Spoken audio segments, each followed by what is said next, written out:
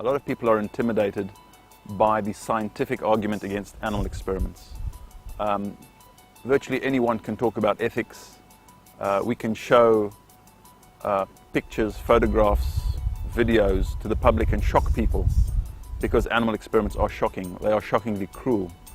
But as a veterinary surgeon, I like to talk about the scientific argument. I like to put forward the scientific argument against animal experimentation. If we want to study human diseases, let's study human tissues, human cells.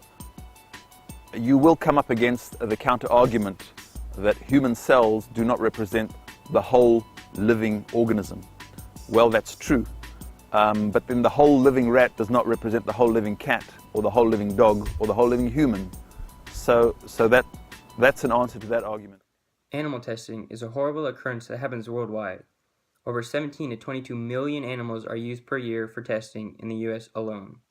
Many times they are used for toxicity, corrosivity, and irritation tests, many times for beauty products. Animal tests are not always accurate even when used because of the vast genetic difference between humans and animals.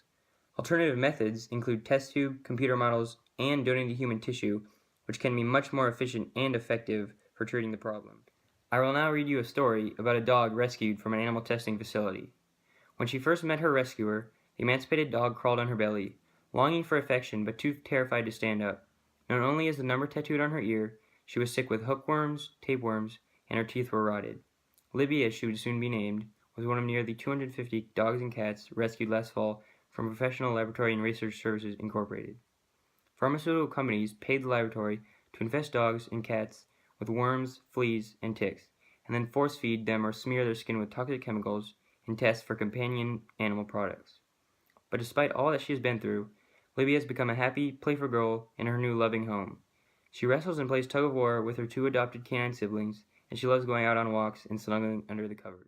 We can't do this alone. We need your help to make a difference. Save animals today by calling this toll-free number and donating to the cause.